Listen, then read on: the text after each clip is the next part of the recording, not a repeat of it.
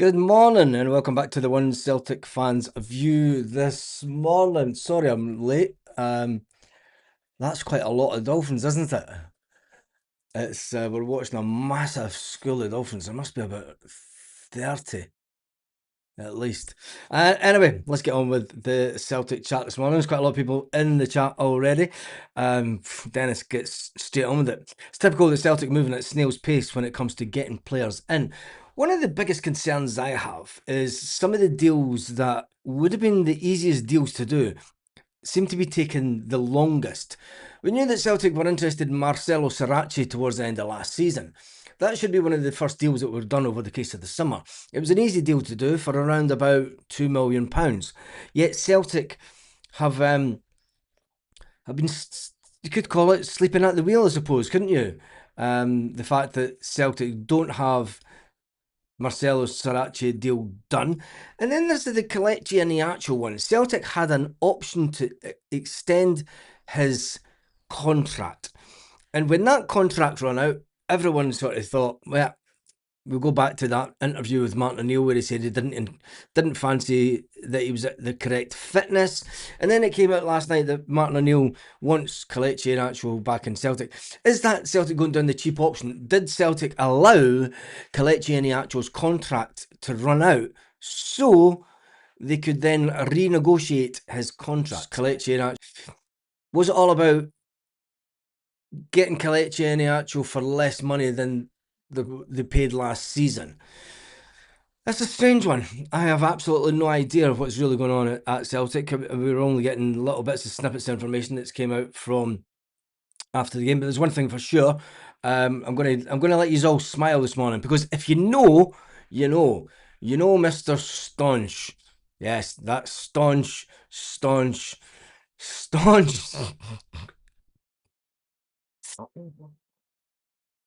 Somebody had to do it, didn't they? Someone had to do this, and ha ha!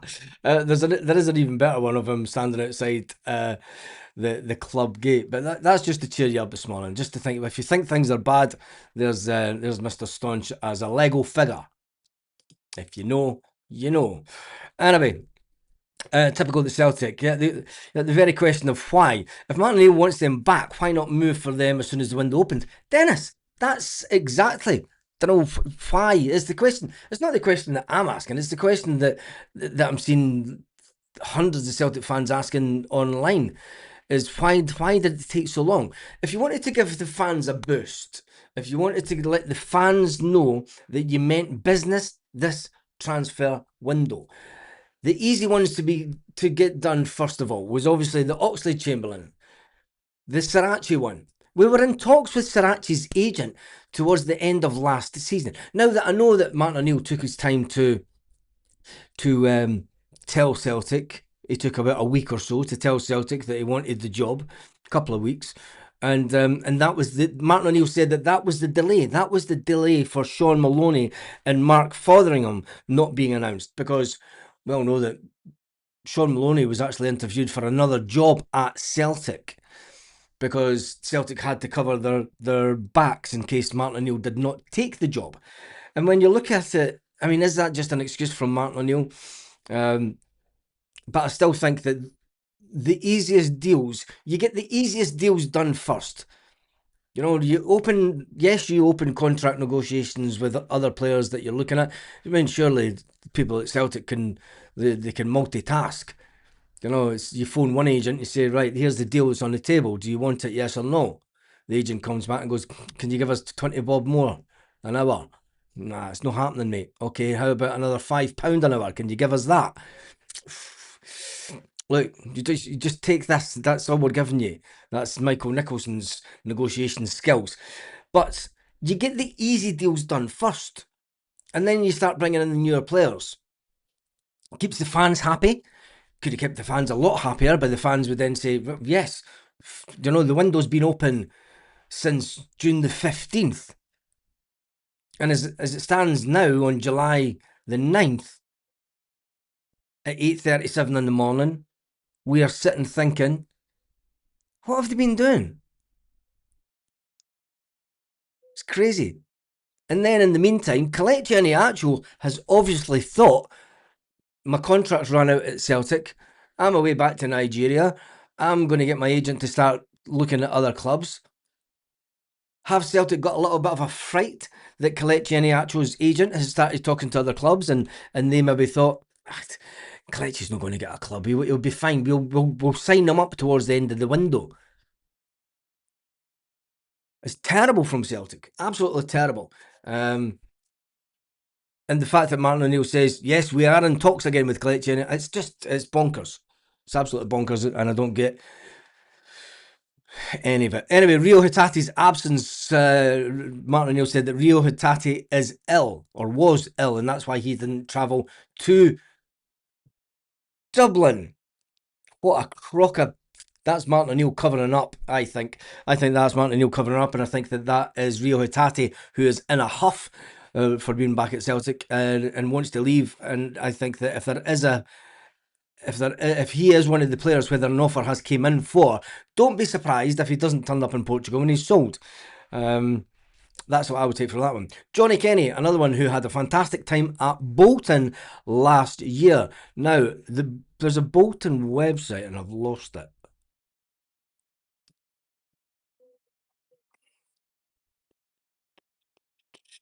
Where did the Bolton website go to?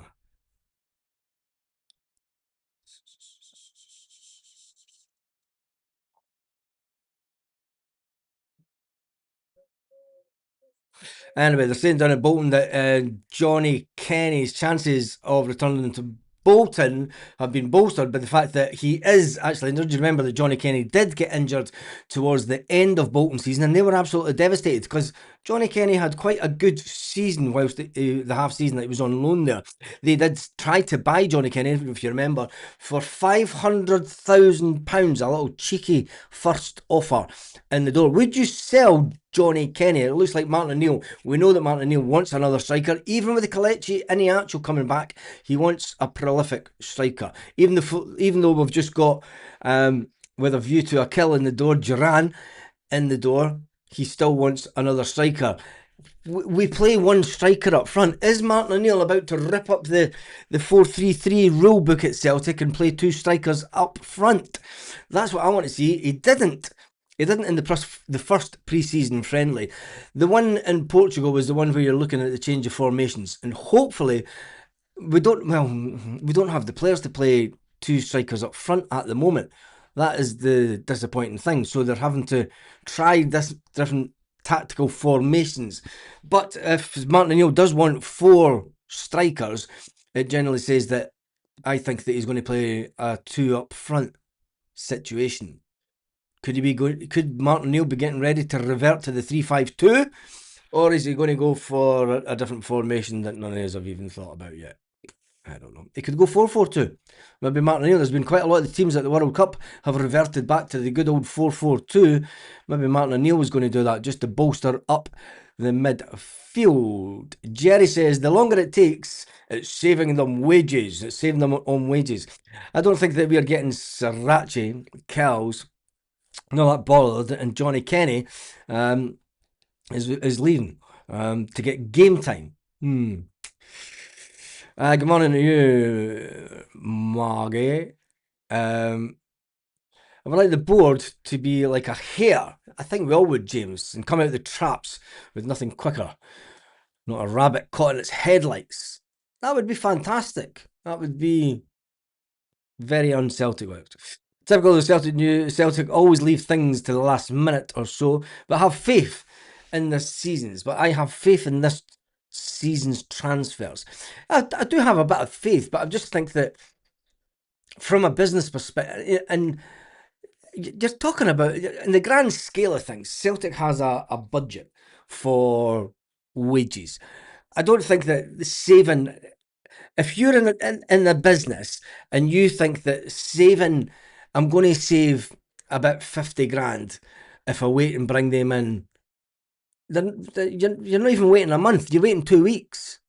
I don't know if you're going to bring in a lot more if you get into the Champions League. Let's just think about that. You know, any kind of money. Martin O'Neill says he wants Kelechi Iheanacho to get a full pre-season. Martin, we're 10 days into pre-season. Kelechi's missed 2 games already. He's missed a bounce game and he's missed a game in Ireland. I think Martin O'Neill's been very clever with words, and I think that we're just seeing that the board, there's nothing changed. DJ Kev says, definitely taking too long to get straightforward deals done. That so-called want to stay. God help us with new deals. Martin O'Neill was taking the blame for holding up the backroom staff. He said he wasn't sure if he was staying. No club is making a ton of signings currently. Roger. There has been over 1,800 transfer deals done in this transfer window already. We have checked out transfer marks, and we've done it on several occasions. The first time there was 1,644. The last time that we checked, there were 1,800 deals done in this transfer window. Just saying. Can he come back on less wages? Well, I think that's what Celtic are trying to do, if you ask me. Just my opinion. But the problem, do you know what Celtic are like? They're probably going to offer less than half the money than they offered before. A group of dolphins is a pod. It is that. They've passed now anyway. And that's why I was running late. I got old staunchy guards, pissing myself. Yeah, I just thought we needed a little bit of Tam. I just thought we needed a little bit of laugh this morning, because it's all getting a bit too serious. I don't know, if you want to talk about somebody really serious, Mr. Staunchy, I fucking hate everything and bastard. Anyway, it's hilarious that somebody's done him as a Lego figure. Or is that AI? Or is that real Lego? I think it's AI, isn't it? Right, let's jump into some more of the comments. What's the chat about Jota? Is his career over? I heard that yesterday. Hopefully not true. Jota's not coming back till these kind of rumours. Don't know if he's decided. I don't think that Celtic would decide that his right. Stop, Crowther. I don't think that Celtic would. Celtic told us that he would be back in November. It is only July. I don't know why people are thinking that. You know, I seen one comment online on Twitter, and this is where it all comes from. The land of Twitter is toxic as a place on the planet. Someone says that tell Jota to GTF, most overrated player on the planet, and just tell him to retire in Portugal.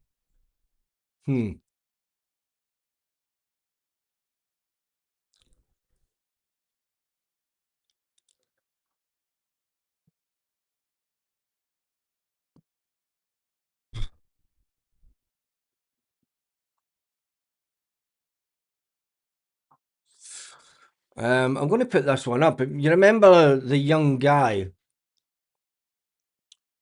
back in 2024, the 14th of September 2024, a young guy got on the wrong bus, and he got on the Preston Emerald Celtic coach on the 14th of September.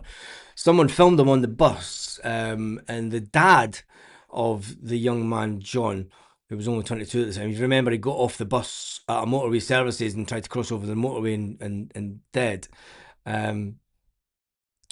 The dad is just, he just wants to see his son for the last time. He wants to see the moment that his son was alive. So James Burns put on, I am going to just put this on because I think it's important. He put it up a couple of weeks ago. It looks like it's been retweeted to July. No, it was yesterday he put it up. My son John died after getting on the wrong Preston Emerald Celtic coach on the 14th of September 2024. Someone filmed him on the bus.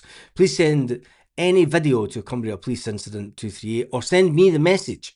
Send me the video if you have it. It's very unlikely that somebody would still have the video from them, but you never know. Just a dad begging to see his boy one last time.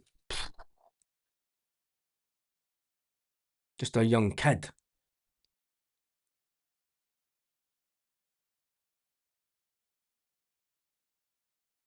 Just a young kid. Anyway, hopefully that he can be put at a bit of peace and maybe just catch that video of his son for that last time. And we move on from that. Rest in peace, John. Should never go to a football game and never return. Anyway, Celtic news-wise this morning, Anthony Joseph has been the one that's been giving us, I would say, the most up-to-date updates. Celtic are working on a deal to sign Boca Juniors left-back Marcelo Saracchi on a permanent basis, even though we could have had that deal done and dusted weeks and weeks. We could have had it done 4 weeks ago. You know, the transfer window opened on the 15th. Someone says that there's not a lot of deals getting done. There are deals getting done, and I think that Celtic could have given the fan base a boost just by saying, "Oh, here's Saracchi, here's Kelechi, here's Oxlade-Chamberlain. Today or tomorrow, Celtic are going to sign. Here's Duran with a view to kill every defence in the SPFL." I won't do that again, promise. And then he also said yesterday that Celtic, Martin O'Neill confirmed that Kelechi Iheanacho is on the way, hopefully, back to Celtic. It's a weird one, that. It is a weird one. I just can't get my head on it. Hatate sick, waiting on a move. No one is coming in for him. I gave up on Jota ever playing for Celtic again, says Sam. I don't think so. I think that when you've had a couple of setbacks in an injury, Celtic fans are very, very impatient. We were told that he wouldn't be back till November. Yet Celtic fans are like, he's done. Fucking get rid of him. If Jota comes back in November, in December, and he comes back and he's like a new player, and he's absolutely fantastic, it'll not be long till they're singing the old song about him again.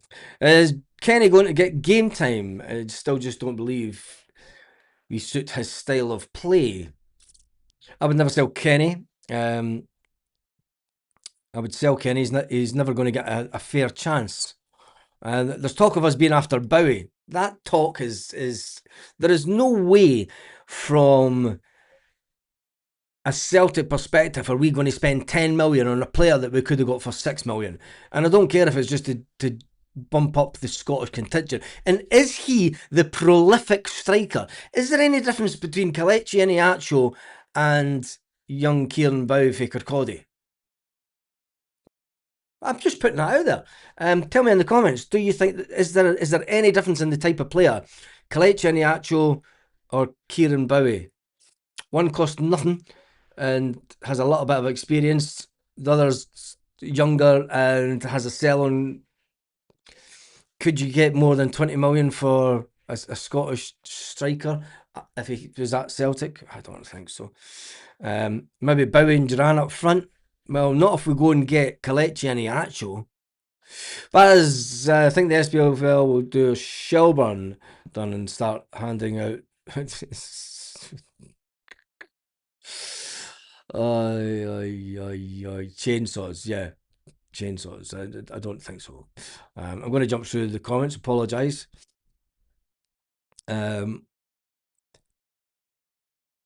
Celtic should offer half the money. Half the money. He was on 30k a week. He's not worth that. He's barely worth 15.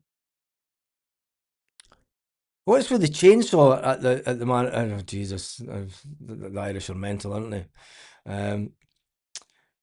One of the Shelburne players won a chainsaw.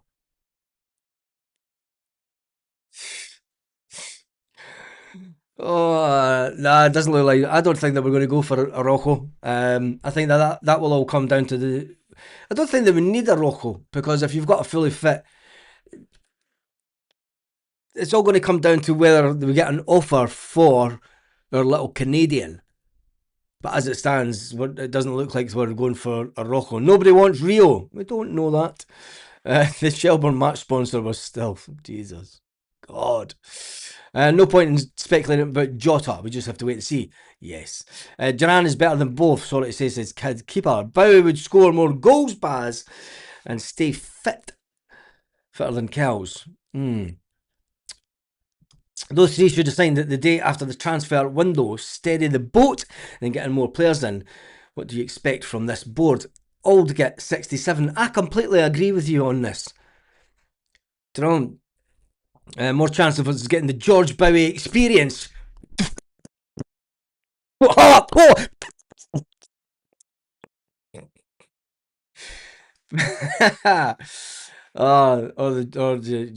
Yeah. Anyway, Bowie's under pressure to leave the club. Bowie under pressure to leave his club. I don't think he's under pressure to leave his club. I'd rather have the Bodo striker. Bowie has improvement in him. It's youth. Casper Ho is not coming to Celtic. Nah, he's never coming to Celtic. Shelburne do a Paradise windfall. First prize, chainsaw. Alistair Johnson at Fulham or Forest on Newcastle, says GT Boy 67. Do you think so? For how much for? How much would it cost an English team? There's more Dolphins, man. Jesus, what's going on today?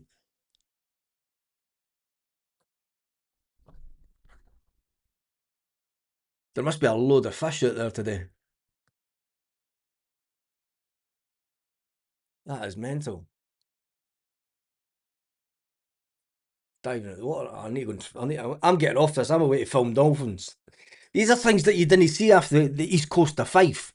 Do you know when you stay on the East Coast of Fife, you don't, well, you do see them, but you didn't see them as many as this. It's like it's dolphins. I'm getting confused. Are we getting one or two forwards? If it's Duran, there's one thing for sure. His name is not Rio, and he's not dancing in the sand. Alistair Johnson is off in January. Why January? Why wait? Alistair Johnson lost the plot, going the wrong plane, ended up in a different country.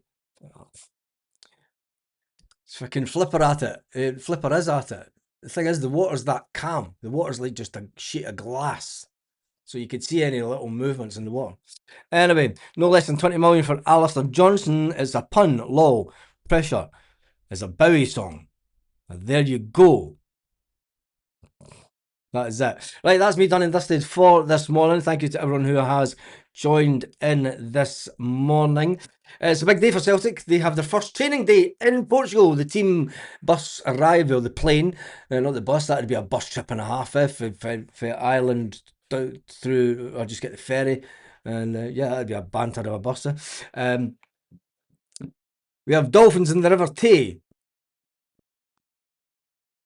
Well, if you've got as many as this, fair play to you. Definitely they're going mental out there. Right, anyway, I'm done and dusted for this morning. It's on a boat. Yes, I'm not on a boat. Anyway, have a fantastic day, Celtic fans, wherever you are, all around the world.